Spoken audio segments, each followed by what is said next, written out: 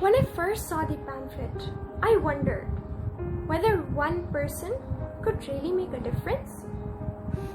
But then it occurred to me that how absurd is this idea that change can only be brought by great leaders like Abraham Lincoln, Nelson Mandela, Gandhi, Jinnah, who had the power and strength to lead the nation and make history.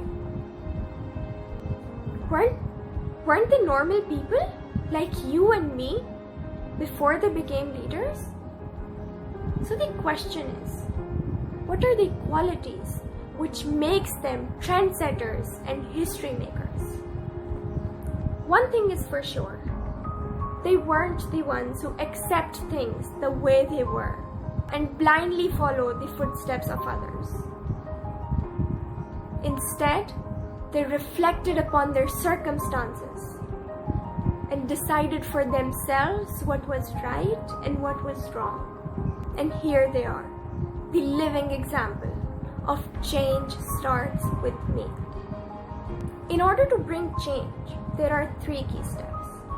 Number 1 is to raise self-awareness, to reflect upon yourself, upon your actions, and start to accept your mistakes, your flaws.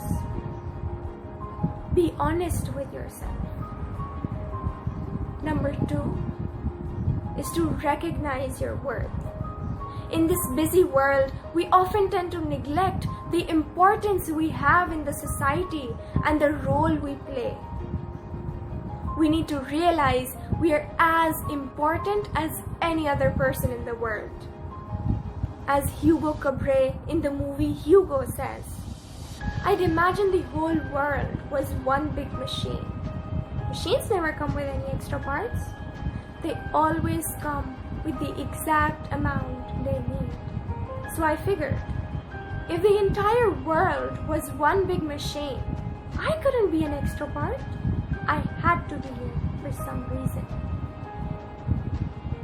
Once we recognize our worth, it is then that we start to feel responsibility upon our shoulders to live as the best version of ourselves, because it will influence other people around us.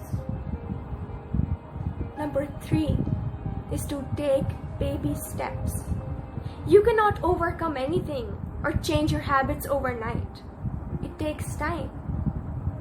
So place your foot on the first step, and eventually you will reach the last one as well. One last thing is that people tend to follow what you do rather than what you say. So if you want to change the world, change yourself first.